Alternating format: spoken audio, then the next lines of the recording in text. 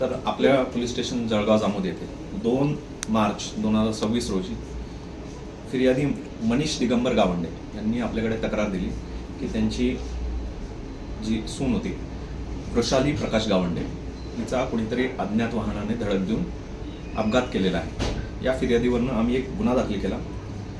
त्या गुन्ह्यासंदर्भात आम्ही तपास केला। त्या तपासामध्ये आम्ही काही साक्षीदार बोलवले, त्यांचे नातेवाईक बोलवले, तर त्यांच्या नातेवाईकांनी याच्यावर थोडा संशय उपस्थित केला।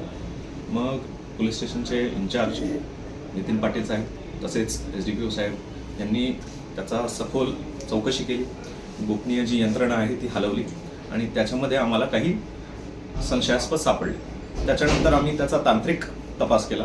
CCTV असतील, सगळे जे काही कॉल रेकॉर्ड्स असतील त्याची तपासणी केली आणि काही संशयित आम्ही वाहनं त्याच्यातनं आम्ही निष्पन्न केली आणि त्यामार्फत त्यांची चौकशी केल्यानंतर असं कळालं की यांचे जे मृतक होती वृषाली प्रकाश गावंडे, यांचे पती प्रकाश गावंडे तसेच मंगेश साहुळकर आणि गाडी चालक मंगेश सूर्यवंशी असे 3 लोक याच्यामध्ये निष्पन्न झाले आणि यांची ज्यावेळेस आम्ही सखोल तपासणी केली, चौकशी केली, सगळे तांत्रिक पुरावे हस्तगत केल्यानंतर जे काही माहिती आली त्यांचं इंट्रोगेशन केलं, सायंटिफिक इंट्रोगेशन, त्याच्यानंतर असं कळालं की जे यांचे पती होते प्रकाश गावंडे यांनी पैसे देऊन या खुनाचा कट रचला आणि पैसे दिल्यानंतर जो चालक होता मंगेश सूर्यवंशी यांनी ती गाडी अशा पद्धतीने चालवली त्या महिलेला मागून धडक देऊन तिचा खून करण्यात आला।